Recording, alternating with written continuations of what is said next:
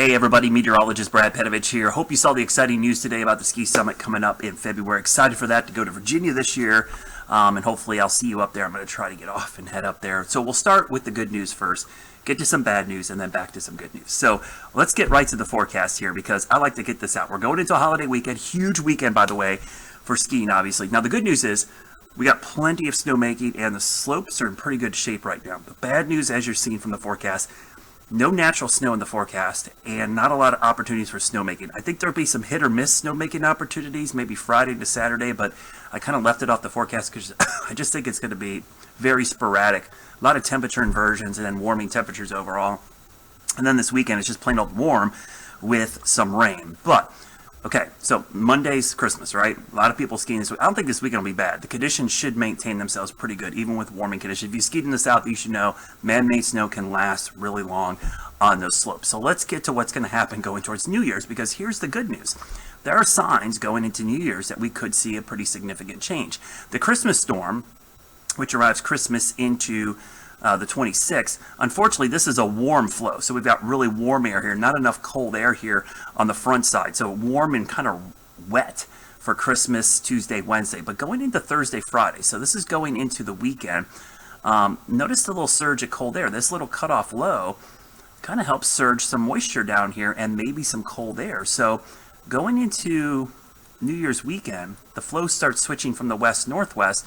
So next weekend is actually looking maybe like a little bit of a wintry mix or maybe a good pattern change. I don't know if it's completely a pattern change, but I'll talk more about it in a minute. So let me show you what this looks like at the surface. That's the upper level flow. Here's the rain coming in again. Christmas. There it is. You know, it's wet. Christmas into Tuesday. But here comes the upper low on the back side. You can see it starts as a little bit of rain, but changes to snow on Thursday. So Thursday, Friday, going into New Year's, that does look like a pretty cold setup here. So it looks like we're getting in some northwest flow, maybe a couple rounds of natural snow, and certainly cold enough for snowmaking as we go there. And just show you what that looks like. This is the actual snowfall forecast. Notice through the weekend, nothing. We'll go through Monday, Tuesday. Let's stop this Tuesday night. So not much, right? We'll go into Wednesday.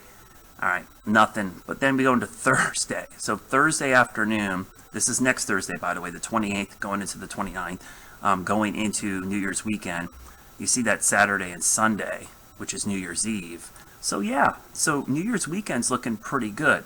As far as those temperatures, I'll quickly show you those. You see some marginal temperatures here Friday, maybe Saturday, some marginal snow. That's why I left it off the forecast, but some folks, the good snowmakers, are going to figure this out and maybe get a little bit of snow made in the hours they can, but certainly not much Sunday and definitely none Monday because that's just too warm.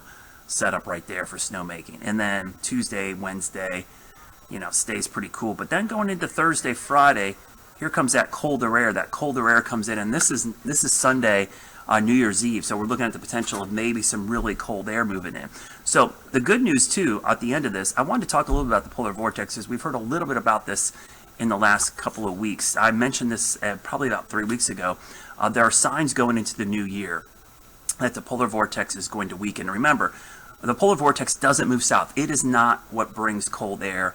It unleashes the cold air. So the polar vortex stays over the North Pole, but what happens when it's weaker, which seems like the reverse of what you would think, when it weakens, that means it doesn't bottle up the cold air and it allows it to sag to the south. So we see two signals here on the forecast. It looks like kind of an unstable looking polar vortex and then atmospheric or stratospheric warming.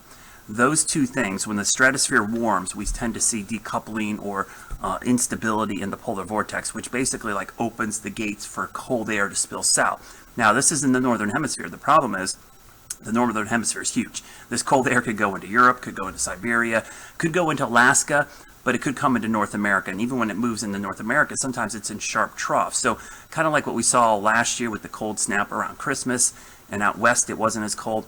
This is not going to take over the whole continent. So where that cold air goes and whether it's natural snow in there as well with storms, that's what we don't know. But we know there's cold air on the move, and this is probably a signal that there's going to be a significant pattern change in the new year. So good news for skiers and snowboarders as we get into the first of the year.